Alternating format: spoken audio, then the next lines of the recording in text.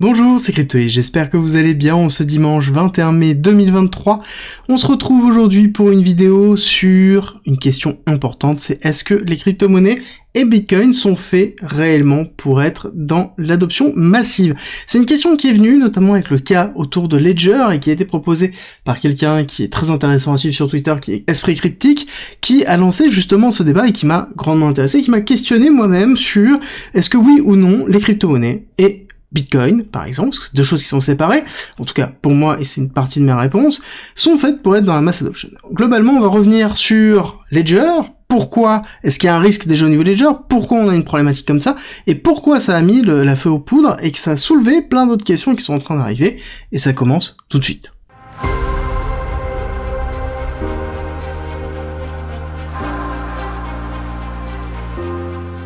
Alors, tout est parti de Ledger, qui a lancé une nouvelle option qui s'appelle Recover, qui permet de récupérer sa clé, donc sa seed, directement. À partir du moment où on a activé cette option, on peut la récupérer auprès de distributeurs. Donc je crois qu'il y en a deux en plus de Ledger qui sont disponibles, dans lequel on va récupérer sa seed phrase, en tout cas une partie de sa seed phrase, qu'on va compiler avec une autre partie de sa seed phrase, dans lequel on va pouvoir récupérer ces tokens, même si on a brûlé justement son bout de papier où on a stocké ces différents mots, ou même si on a perdu sa ledger. Donc le principe est vraiment la simplification de la partie recovery. Retirer cette notion de pression très forte, de se dire si je perds mes mots, je perds tout. Et ça, c'est très dur à assimiler, c'est très dur de l'accepter, surtout quand on a été bercé dans un monde où cette responsabilité monétaire n'a jamais été portée par nous-mêmes, mais a toujours été portée par quelqu'un d'autre, un tiers de confiance. Ledger, historiquement, et tous les hardware wallets de base, et même le principe même de la blockchain, c'est de redonner cette responsabilité-là. Mais une responsabilité-là veut dire aussi, justement, une peur très très forte. Et la question est, est-ce qu'on ne peut pas simplifier ça? Et c'était la volonté derrière de Ledger d'offrir cette option-là, qui s'appelle l'option Recover, qui est une option qui est activable, d'accord, donc qui est inclus dans la dernière mise à jour de Ledger Live et des Ledger en général, mais qui est optionnel. Il faut l'activer et il faut surtout à côté faire le KYC nécessaire auprès du provider qui va garder votre seed key, enfin en tout cas une partie de votre seed. Ce qu'il faut comprendre, c'est que la réaction était très forte et épidermique, parce que déjà je pense qu'il y a une incompréhension globale sur ce qu'est cette mise à jour, et deux, sur le fonctionnement même d'un hardware wallet, et même d'un wallet en général. Donc je veux juste refaire un focus dessus. Il faut comprendre, et ça c'est vraiment très important, c'est que toute transaction, à partir du moment où vous signez une transaction, la clé, le wallet que vous avez, peu importe que ce soit un hardware wallet ou n'importe quel wallet, va devoir avoir accès à votre seed phrase pour pouvoir signer votre transaction. C'est obligatoire. Donc il y a un bout de code qui va justement accéder à votre seed phrase pour pouvoir signer et vous authentifier. Donc c'est normal que l'OS, c'est normal que le système d'exploitation du n'importe quel wallet que vous utilisez puisse avoir accès à votre seed phrase. L'avantage d'un hardware wallet, c'est qu'il est protégé par une couche matérielle dans lequel l'OS s'exécute, dans lequel on sait qu'il n'y a pas de fuite de mémoire et ça ne peut pas être hacké, et c'est le gros avantage qu'il y a ça. Mais de base, l'OS a toujours accès et a toujours eu accès à votre seed phrase, et ça a toujours été le cas, et c'est le cas sur tous les hardware wallets qui existent. C'est très important. Deuxièmement, c'est que, étant donné que c'est une enclave sécurisée, elle a besoin de votre autorisation pour avoir accès à cette seed phrase. C'est pour ça qu'on vous demande de valider la transaction. Ça veut dire que vous validez le fait que l'OS prenne votre seed phrase et aille signer. Donc c'est une question de choix. C'est le même principe que d'avoir le choix d'activer ou non cette option, de faire un KYC pour activer cette option ou non. Tout ça, c'est une question de choix. Mais c'est juste, Ledger est juste un fabricant, et juste quelque chose qui vous donne le choix de faire quelque chose qui vous plaît ou que vous acceptez, en fait, qui va dans votre fondamental. Et ça, c'est très important de le retenir. Il n'y a pas de fuite liée à quoi que ce soit par rapport à ça, surtout que le domaine de protection qui a été mis en place, sans rentrer dans le détail, on est dans quelque chose qui est lié avec l'algorithme de Shamir, donc qui est ultra protégé. Donc le principe est le suivant, c'est que la seed phrase est encodée et découpée en 3 bouts, dans lequel les 3 bouts sont dispatchés dans 3 providers séparés, dont un qui est Ledger, et il faut 2 bouts pour pouvoir recomposer la seed phrase, d'accord? Le tout est hautement sécurisé, hautement authentifié entre Ledger, entre l'unité de votre clé Ledger et votre provider. Globalement, c'est plutôt très bien fait, très sécurisé, donc il n'y a pas de raison à s'en faire. C'est juste, derrière, ça a ravivé quelque chose qui était un petit peu enfoui. Alors oui, il y a la base d'incompréhension de ce qu'est réellement Ledger, mais il y a cette question qui est arrivée par la suite, une question qui est en même temps très forte, hein, qui est, est-ce que, oui ou non, les crypto-monnaies ont vraiment été créées pour être massivement adoptées? Et je pense que cette question elle est vraiment très importante. Et c'est quelque chose qui mérite réflexion et qui mérite de se poser quelques instants et de comprendre, est-ce que on parle de toutes les crypto-monnaies, est-ce qu'on parle de Bitcoin, est-ce qu'on parle d'Ethereum, est-ce qu'on parle des cryptos en général, et la notion de création, est-ce qu'ils ont été créés pour être masse adoptés? La définition même de Bitcoin était un moyen de paiement pour tout le monde, pour le peuple. Et c'est le principe même. À partir du moment où on définit ça comme ça, pour moi, j'ai tendance à penser que il doit être masse adopté.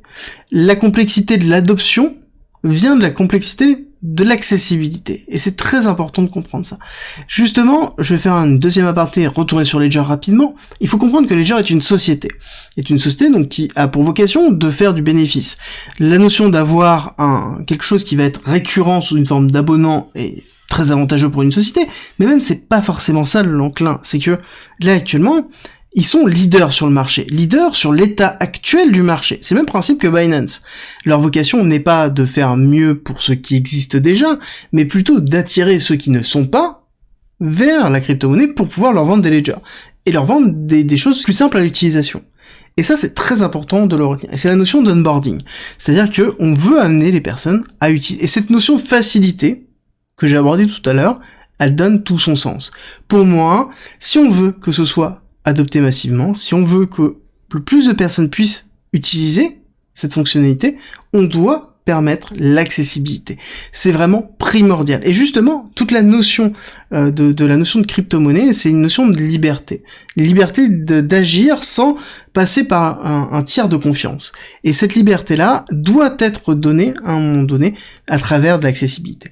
Alors, pour moi, la crypto-monnaie, elle est vraiment séparée en deux parties. Il y a un côté Bitcoin, avec la partie monétaire, qui est la partie de regagner la notion de regagner le pouvoir sur son argent, pouvoir le dépenser quand on souhaite, pouvoir le protéger, c'est quelque chose qui est porté par Bitcoin.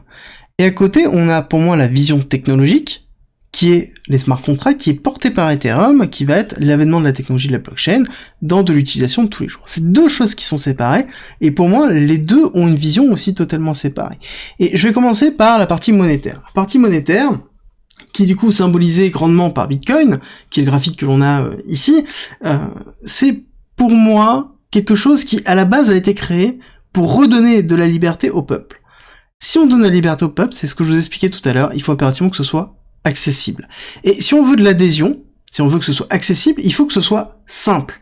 Il faut que mettre fin à cette forme d'élitisme maximaliste qu'on a à travers une forme de puritanisme entier j'ai ma seed phrase, je sais comment la gérer, etc. Oui, mais il y a des personnes qui ont envie d'avoir cette liberté-là, mais qui n'ont pas forcément envie de porter l'entièreté de la responsabilité des seed phrases. Et le poids est tel qu'à un moment donné, on ne peut pas faire autrement. Il faut comprendre qu'il y a aussi énormément de développeurs ou de personnes qui sont pleinement investis dans justement l'écosystème Bitcoin, l'écosystème des cryptos en général, qui n'ont pas de hardware wallet, qui ne possèdent pas de seed phrase, qui ont des systèmes beaucoup plus simples, que ce soit à travers des MPC avec Zengo, ou d'autres wallets qui embarquent en fait ce type de fonctionnalité, parce que c'est beaucoup plus simple, parce que c'est une question de facilité, parce qu'on a quelqu'un derrière, on sait que l'erreur peut justement ne pas être définitive, et ça c'est très important pour la question d'accessibilité. Il faut arrêter avec cet élitisme maximaliste, généralisé, que l'on a autour de ça. Il faut être capable de faire des concessions et ne pas aller dans l'hyper-concession. Et c'est là où toute la complexité arrive. C'est-à-dire qu'on ne doit pas être dans, justement, la centralisation au maximum, on doit garder le plus décentralisé, mais on doit être dans la simplification de la décentralisation. Et c'est peut-être là où la complexité se trouve, et c'est peut-être là où on fait la passe sur la notion de la technologie. Pour moi, la technologie, il faut rappeler que Ethereum, les cryptos en général, Bitcoin, sont jeunes. sont vraiment très très jeunes. Et donc du coup, on est dans une phase de construction, de réflexion, où on n'a pas encore tous les outils nécessaires pour pouvoir favoriser. Et c'est pour ça que pour moi, l'élément qui va être essentiel, ça va être Ethereum, et ça va être la notion de crypto-monnaie, la notion de technologie. Parce que pour moi, c'est quelque chose qui est lié vraiment à la mass adoption. Il faut impérativement qu'on ait des use cases. Il faut impérativement que la blockchain, l'utilité de la blockchain, l'utilité de la décentralisation, soit incorporée dans la vie de tous les jours, soit incorporée facilement dans la vie de tous les jours. Et c'est là où on aura une notion d'adoption massive. Et c'est là où on aura les outils nécessaires pour rendre accessible ce qui ne l'était pas, tout en préservant la notion de décentralisation. Et il faut se concentrer non pas sur des débats de oui ou non, Ledger a bien fait ou mal fait, c'est plutôt est-ce qu'il y a des outils nécessaires, oui, non, et quels sont les outils dont on a besoin pour pouvoir faciliter ça, de façon à pouvoir garder la décentralisation, et en même temps, ne pas aller dans une forme de cohésion autour de la centralisation. Et ça, c'est vraiment très important, et pour moi, c'est la réflexion générale. Pourquoi je vous mets Ethereum sur BTC? Parce que du coup, je vous ai présenté les deux visions. Vision monétaire, vision technologique. Et Ethereum sur BTC est un graphique qui est vraiment très intéressant parce que ça représente la dualité des deux. Ça représente le combat entre la partie monétaire et la partie technologie. Et ce qui est très intéressant, c'est que depuis juin 2021, ici, nous sommes dans une forme de ranging. Nous sommes dans une forme où, actuellement, le prix est stable. Ça veut dire que la relation Ethereum-BTC est tout à fait stable. Il n'y a pas de surperformance ou de sous-performance quand on lisse totalement dessus. Alors, je vais essayer de remonter pour bien vous montrer. On voit ici qu'on est totalement sur quelque chose qui est éclaté. On voit qu'on a des bougies qui sont vraiment toutes petites. Ces bougies qui sont comprimées montrent que les deux sont en train d'être équivalentes. Et là-dessus, pour moi, alors beaucoup parlent de la notion de flipping, je vais pas rentrer là-dessus, c'est pas la notion de est-ce que Ethereum va surperformer BTC, pour moi, c'est deux vocations qui sont différentes. Mais par contre, elles sont liées. Est-ce que, avant la partie monétaire qui est portée majoritairement par BTC, qui a emmené le marché, va rester prédominante, ou est-ce que c'est la technologie qui va permettre aux crypto-monnaies, et dont BTC, d'avoir les outils nécessaires pour pouvoir favoriser l'adhésion massive? Moi, la réflexion, elle est plutôt là, et c'est vraiment ma vision. N'hésitez pas à me dire ce que vous en pensez en commentaire, et si cette vidéo vous a plu, n'oubliez pas de liker, et je vous dis à très vite.